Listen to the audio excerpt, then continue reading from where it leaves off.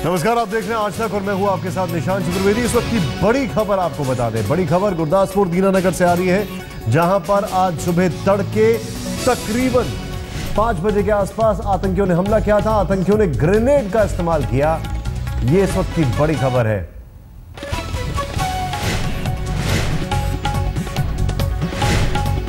सुरक्षा बलों ने भी जवाब में ग्रेनेड फेंके। बताया जा रहा है कि आतंकियों ने अभी एक थाने के बगल में इमारत के अंदर फर्स्ट फ्लोर पे कब्जा कर रखा है, यानी कि वो छुपा के उन्होंने रखा है।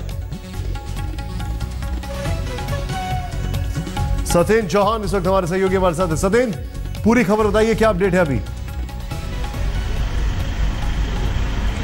देखिए निशांत, मैं आपको बता दूं कि लगातार गोलीबारी जारी है और जो है हमारे जो पैरामिलिट्री फोर्सेस के जवान हैं, स्पेशल कमांडोज हैं, वो काफ़ी इलाके में कब्जा कर चुके हैं। लेकिन जैसा कि अभी आपने बताया, ये थाने के अंदर से बैक साइड में जहां पर फैमिली क्वार्टर्स होते हैं, वहां पर एक बिल्डिंग बनी हुई है। उसके फर्स्ट फ्लोर पर इन्होंने कब्जा जमाया हुआ है। हालांकि दोनों तरफ से ताबड़तोड़ गोलियां जा रही हैं। सुबह से लगातार फायरिंग हो रही थी, लेकिन अब रुक रुक कर फायरिंग हो रही है। दोनों तरफ से ग्रेनेड फेंके जा रहे हैं, दोनों तरफ से जो है ऑटोमेटिक गन्स का इस्तेमाल किया जा रहा है। लेकिन हैरान कर देने वाली बात यह है कि ये आतंकी सिर्फ एक मारुति कार में आए थे और सुबह से ही इतनी जो है फायरिंग हो रही है, लेकिन इसके बावजूद जो है इनका असला खत्म होने को नहीं हो रहा। तो इसके बारे में कहा यह जा रहा है कि ये जो पुलिस स्टेशन है, पुलिस स्टेशन के माल खाने में काफी मात्रा में गोला बारूद रखा हुआ था, असला रखा हुआ था। शायद ये आतंकी उसी असले का अब इस्तेमाल कर रहे हैं और दोनों तौर से लगातार फायरिंग जारी है। कई तरह की स्ट्रेटेजी अपनाई जा रही हैं, लेकिन फिलहाल जो उम्मीद जताई जा रही थी कि दोपहर होते होते या शाम तक जो है सेना के जवान इन आतंकियों को ढेर कर देंगे, कब्जा ले लेंगे, वो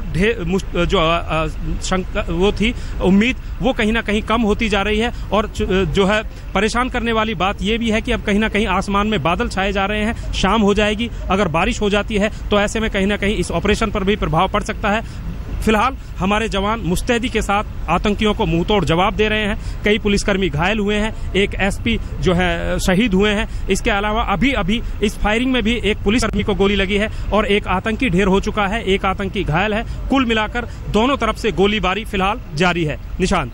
सतेन, मैं इससे पहले एक और बड़ी खबर पे जाऊं, आपसे जानना चाहूंगा क्या जानकारी है, कितने आतंकी ढेर हो गए हैं? बताया जा रहा है, आप जो बता रहे हैं वो एक है, कई जगह से ये भी खबर आ रही है कि एक आतंकी इंजर्ड था, वो भी शायद मारा गया है। देखिए, ये जो है अभी अपुष्ट खबर है, लेकिन इतना तय है कि एक आतंकी मारा जा चुका है, एक आतंकी गंभीर था, उसको गोली लगी थी। अभी क्या स्थिति है वो जब तक उसका शव बरामद नहीं हो जाता है या जब तक आपको रोकूंगा। आप जो बता रहे हैं वो जानकारी आपसे हम और लेंगे। यहां पर इस वक्त बड़ी खबर यह आ रही है कि राजनाथ सिंह आज ही बयान दे सकते हैं। आज ही बयान दे सकते हैं राजनाथ सिंह इस आतंकी हमले पर। लोकसभा में 5 बजे तक जवाब दे सकते हैं राजनाथ सिंह, यानी इस आतंकी हमले के 12 घंटे तकरीबन पूरे होने के बाद।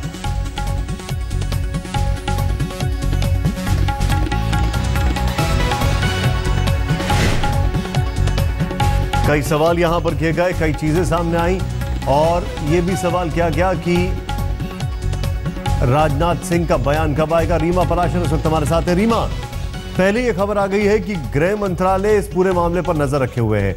अब यह खबर आ रही है कि 5 बजे तक वो अपना बयान दे सकते हैं। क्या जानकारी और है? बिल्कुल निशान, देखिए इंतजार हो रहा है गृह मंत्री राजनाथ सिंह के दिल्ली पहुंचने का। और दिल्ली वो जैसे ही पहुंचेंगे, सबसे पहले वो प्रधानमंत्री से मुलाकात करेंगे और उसके बाद सदन में, लोकसभा में उनका बयान होगा, ऐसे हमारे सूत्रों ने हमें बताया है। और यही वजह है कि आज हमने देखा कि सुबह से लगातार हंगामा जरूर चल रहा है, लेकिन लोकसभा की कार्यवाही कुछ समय के लिए स्थगित हो रही है, क्योंकि इंतजार इसी चीज का है जिसको लेकर पूरा सदन सहमत भी है कि ये जो हमला है वो देश के ऊपर हमला है और इस बारे में पूरे सदन को एकजुट होना चाहिए। और इसी वजह से आज राजनाथ सिंह बयान देंगे, इसकी सहमति बनी है और जैसे ही वो दिल्ली पहुंचते हैं तो लोकसभा में वो अपना बयान दे सकते हैं। रीमा, आप जो बता रही हैं एकजुटता की बात कर रहे हैं, यहां पर तो हमने कांग्रेसियों को देखा है कि बैनर पोस्टर लेकर घुस रहे हैं। इस मामले में तुरंत राजनीति की गूंज जारी है, बमों की वहां पर गूंज खत्म नहीं हो रही है, लेकिन राजनीति अपने आप अपनी पूरी गूंज यहां पर सुनाई दे रही है। देखिए निशान, कांग्रेस का निशाना इस बात को लेकर था केंद्र सरकार पर, क्या सुबह जब 0 आवर के बाद इस डिस्कशन हुआ और सभी सांसदों ने अपना अपना पक्ष रखा, अपनी अपनी बात रखी, उस वक्त कांग्रेस को बोलने का मौका नहीं दिया, क्योंकि कांग्रेस के सभी सांसद लगातार बेल में थे और अपने अपने इश्यूज पे जो वो लगातार 4 दिन से हमला बोल रहे हैं सरकार पर, उसी इश्यू को बड़ा मुद्दा बना रहे थे।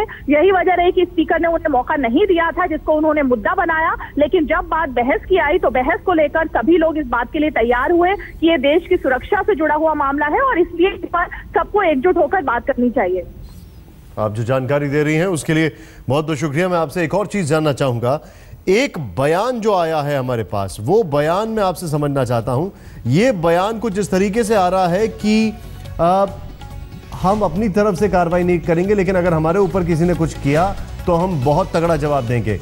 ये भी एक खबर आई थी, राजनाथ सिंह का ये बयान था आज का। देखिए, जीरो टॉलरेंस की लगातार बात करती रही थी ये सरकार। नरेंद्र मोदी ने अपने पूरे कैंपेन में इसी को मुद्दा बनाया था और यही वजह रही कि आज भी जिस तरह से आपने जिस बयान की बात कही वो राजनाथ सिंह जरूर दिया, लेकिन उसी तरह के बयान को लेकर सदन में जो आप अभी कांग्रेस की बात कर रहे थे, कांग्रेस ने भी निशाना साधा और पूछा सरकार से कि आखिर क्या वजह थी कि अब तक सरकार बड़ी बड़ी बातें किया करती थी, लेकिन ये जो इतना बड़ा आतंकवादी हमला हुआ है इसके बाद कहाँ गई वो पॉलिसी जिस पर नरेंद्र मोदी बात करते थे। यही तमाम जवाब रहेंगे जो राजनाथ सिंह जब सदन में पहुंचेंगे तो अपने बयान में बोलने वाले हैं। रीमा, शुक्रिया जानकारी के लिए आपका। हमारे सहयोगी अश्विनी वहां पर मौजूद हैं जहां पर यह पूरा घटनाक्रम हो रहा है, जहां पर यह पूरी घटना घट रही है। 1 घंटे पहले जब वो रिपोर्टिंग कर रहे थे उस वक्त दीनानगर थाने में फायरिंग जारी थी। हम आपको दिखाते हैं 1 घंटे पहले का अपडेट। ये पुलिस स्टेशन जो दीनानगर है उसके बाहर एक गाड़ी खड़ी है जो मारुति कार है, जो कि पंजाब पुलिस के जो अफसर की गाड़ी के साथ ही है। 774 है, यही गाड़ी थी जिसमें से आतंकवादियों ने आदमी को किडनैप किया जो कि सब्जी लेने गया था। वहां पर उसको किडनैप करके उसके बाद यहाँ पर आए हैं आतंकवादी। इसके बाद उन्होंने यहाँ से हमला किया है। लगातार आप देख रहे हैं कि फाइनल असॉल्ट की तैयारी की जा रही है और जो है पूरा इलाका जो है सील कर दिया गया है और उनको लगता है कि अगले कुछ 1 या 2 घंटे में जो है पूरे आतंकवादियों को यहाँ से मार दिया जाएगा। अभी तक जो जिस तरह की खबरें आ रही हैं कि 2 आतंकवादी जो अंदर मार गिराए हैं और अभी भी 2 या 3 आतंकवादी। आप देख रहे हैं कि फाइनल असॉल्ट शुरू हो गया। फायरिंग की किस तरह से फायरिंग हो रही है और लगता है कि जल्दी ही जो आतंकवादी को मार गिराया जाएगा और कश्मीर की गाड़ियां कमांडोज अंदर भेजे गए हैं कि फाइनल असॉल्ट किया जाएगा। कैमरामैन शहीद अली के साथ अश्विनी कुमार, दीनानगर, गुरदासपुर। आज तक इस पूरे मामले में अभी तक जो जो अपडेट्स आ रहे हैं वो हम आपको बता दें। जानकारी ये आ रही है कि एक आतंकी वहां पे मार गिराया गया है, एक आतंकी जो है उसको गोली लगी है, वो घायल है। लेकिन जो हमारे पास अभी सामने तस्वीरें हैं वो बता रही हैं पूरा हालात। स्पेशल फोर्सेस ने थाने को घेर रखा है। यहाँ पर पीछे की तरफ जो बैरक्स है उसमें फर्स्ट फ्लोर पर पहली मंजिल पर आतंकियों ने कब्जा कर रखा है। आर्मी जो है वो बॉम्ब स्क्वाड वहाँ पर पहुँचा हुआ है। जवाबी फायरिंग चल रही है।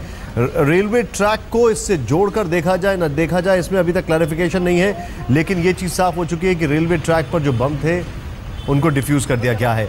कैसे और कब हुआ यह हमला? आर्मी यूनिफॉर्म में भारी हथियारों के साथ 4 से 5 टेररिस्ट, बल्कि 4 बताया जा रहा है। सबसे पहले गुरदासपुर के दीनानगर बस टर्मिनल के पास पहुंचे। आतंकियों ने सुबह करीब 5 बजे सड़क किनारे बने चाय नाश्ता के स्टॉल पर फायरिंग की। सबसे पहले यहां से घटनाक्रम शुरू होता है। दूसरा हमला जो वहां पर मारुति 800 जो थी उसमें गुजर रहे कमलजीत सिंह मथारू नाम के शख्स पर फायरिंग की। कमलजीत सिंह को गोली लगने के बाद आतंकियों ने उन्हें बाहर फेंक दिया और कार पर सवार हो गए। तीसरा हमला जो होता है वो दीनानगर बाईपास पर आतंकियों ने कार के अंदर से सड़क किनारे पर फायरिंग की और ढाबा चलाने वाले एक शख्स की मौत हो गई। एक हमला नाकाम कर दिया पुलिस ने। दीनानगर पठानकोट रेलवे ट्रैक पर जो 5 बम मिले हैं, लेकिन तकरीबन 7 हमले कर चुके थे और तब जाके पुलिस चौकी में ये लोग घुस जाते हैं। हम आपको यहां पर बता रहे हैं किस तरीके से घटनाक्रम हुआ, क्या क्या इसमें हुआ। अब हमारे साथ कुछ हमारे खास मेहमान भी जुड़ चुके हैं, उनसे भी हम बात करते हैं। आपको सबसे पहले बता दें हमारे साथ कौन कौन मौजूद हैं। हमारे साथ मौजूद हैं डॉक्टर चंद्रशेखर जो कि फॉर्मर डीजीपी पंजाब पुलिस के हैं। हमारे साथ मेजर जनरल आर.के. मल्होत्रा मौजूद हैं, उनका भी स्वागत है। लेकिन सबसे पहले डॉक्टर चंद्रशेखर, मैं आपसे जानना चाहूंगा, अभी इस वक्त जो ऑपरेशन चल रहा है उसमें क्या कुछ प्रायोरिटी के हिसाब से देखा जाए सबसे पहली प्रायोरिटी क्या है, क्योंकि उन लोगों ने अपने आप को कब्जा उन्होंने जमा रखा और यह भी खबर आ रही है कि उनके पास काफी असला मौजूद है। देखिए, कहावत है कि सेफ्टी सेव्स, बचाव में ही बचाव है। जब कश्मीर जो बिल्कुल साथ लग रहा है, वहां पे सुबह शाम हर रोज वारदातें हो रही हैं, तो इससे यहां पे कोई लेसन लिया जाना चाहिए था।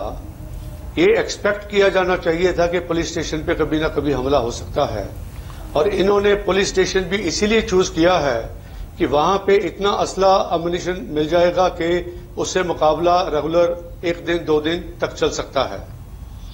तो ये चीज एक्सपेक्ट करनी चाहिए थी। और रात को पुलिस स्टेशन का दरवाजा हमेशा बंद होता है और सुबह होने के बाद खुलता है, और 1-4 की कार हमेशा पुलिस स्टेशन में होती है।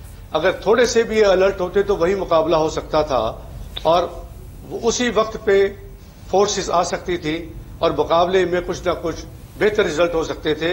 और जो 8 पुलिस मुलाजिम मारे गए और ये जो बाकी के लोग भी शहीद हुए हैं, तो मैं समझता हूं इनमें से कुछ न कुछ बचाव हो सकता था।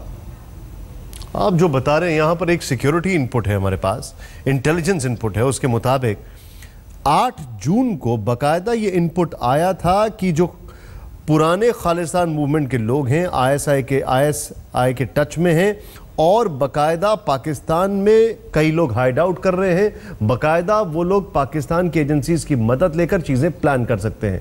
हालांकि इसमें ट्रेसेस फिदाइन हमले के लश्कर तोयबा से जोड़े जा रहे हैं, लेकिन क्या ये सारी कड़ी जोड़ी जा सकती है? मैं लेफ्टिनेंट जनरल राज काद्यान से जानने की कोशिश करूंगा एक छोटे से ब्रेक के बाद।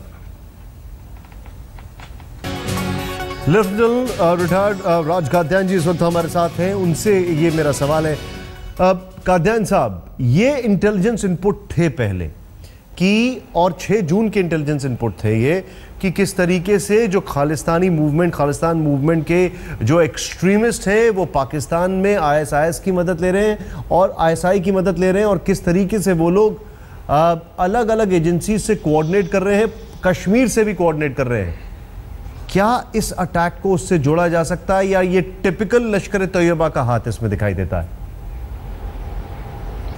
देखिए, जो टारगेट चुना गया है, जो इस इलाके में है, इंटरनेशनल बॉर्डर के पास है, वो JNK बॉर्डर के भी पास है। संकेत यही लग रहे हैं, अभी सही इसका पुष्टि तो अभी आनी बाकी है, कि ये इसमें लश्कर तैयबा का हाथ है, और ये अटैक पाकिस्तान की ISI स्पॉन्सर्ड है। जो हथियार वो लेके आए हैं, अगर खालिस्तान का होता तो पहले कोई और इंडिकेशन होती, कोई लिटरेचर होता, कोई और गड़बड़ी होती, लेकिन कि भी पिछले 25 साल से पंजाब में शांति बहाल थी, और एकदम ऐसा ही फिदाइन अटैक हो जाए कि जो 4 लोग हैं, जितने भी टेररिस्ट अभी आए हैं, वो एकदम सुसाइड अटैक पे आ जाएं, ये लगता नहीं है। संकेत यही है कि पुराने अटैक जो JNK में होते रहे हैं, जो सांबा में, कठुआ में भी हुए हैं, ये उसी किस्म का अटैक है। पुलिस स्टेशन वो इसलिए चुनते हैं कि वो दर्शाना चाहते हैं कि इंडिया एक सॉफ्ट स्टेट है, एक आर्म्ड हाउस को भी वो अटैक कर सकते हैं। अब हम इसमें अपने पुलिस स्टेशन के ऊपर फॉल्ट फाइंडिंग कर सकते हैं। सर, मैं आपको रोकूंगा 1 मिनट, मैं आपको 1 मिनट रोक रहा हूं। आपने पुलिस का जिक्र किया है, जो पुलिस वहां पर हैं जिनके ऊपर यह हमला हुआ है, उनके रिएक्शंस यहां पर आने शुरू हो चुके हैं। ये दिखाते हैं एक बार।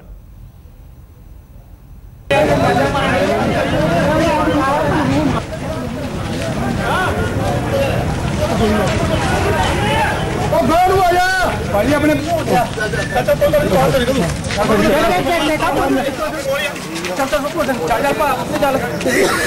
तो पता नहीं लगा कि वेले आई आख्या भी गोली चलन डी मुड़ के मगरों जो मारा मेरे हाथ सीधा बजा मोड़े फौजी वर्दी पाई है, वो फौजी वर्दियां पाई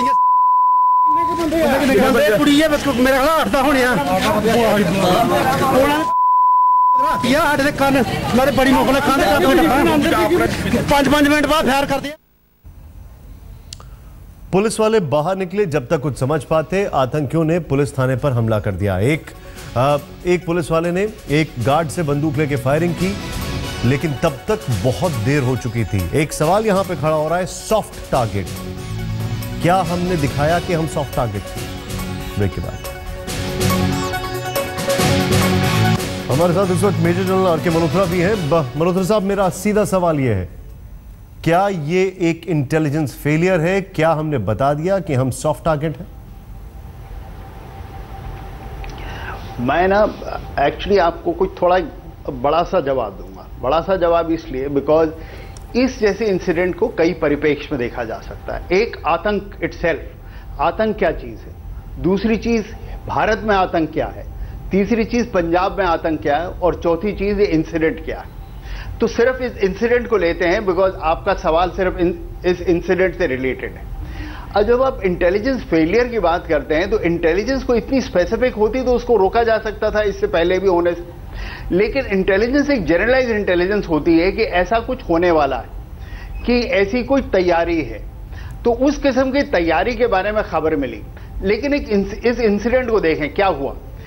अगर आप इस जगह को देखें, गुरदासपुर डिस्ट्रिक्ट इटसेल्फ को देखें, और गुरदासपुर डिस्ट्रिक्ट के नॉर्थ वेस्टर्न कॉर्नर में है ये, जहां रावी और ब्यास रिवर मिलते हैं। अब एक तरफ रावी है बॉर्डर के पास, तो उसको क्रॉस करना डायरेक्टली अब थोड़ा मुश्किल हो गया बिकॉज बारिशें आ रही हैं। लेकिन अगर आप इसके ऊपर चले जाएं सांबा की तरफ, तो वहां ट्रिब्यूटरीज हैं जहां से ये लोग आ सकते हैं। तो उन्होंने वही किया, उधर से आए, उधर से उनको आना आता भी है, और उधर मैं से रोकूंगा आके आपको, उन्होंने मैं रोकूंगा आपको, समय हमारे पास थोड़ा कम है और मैं आप सभी लोगों का शुक्रिया कहना चाहूंगा। लेकिन हाँ, इसमें इस पूरे वाकये में एक चीज बड़ी सिमिलर है, बल्कि कई चीजें बड़ी सिमिलर हैं जो 26/11 में हुआ था, और वो अपने आप ये तस्वीरें हम आपको जो दिखा रहे हैं ये लाइव नहीं है, ये कुछ देर पहले की तस्वीरें हैं, और किस तरीके से यहां पर सिक्योरिटी फोर्सेस इस ऑपरेशन को अंजाम दे रही हैं। निश्चित तौर पर एक बहुत कठिन घड़ी।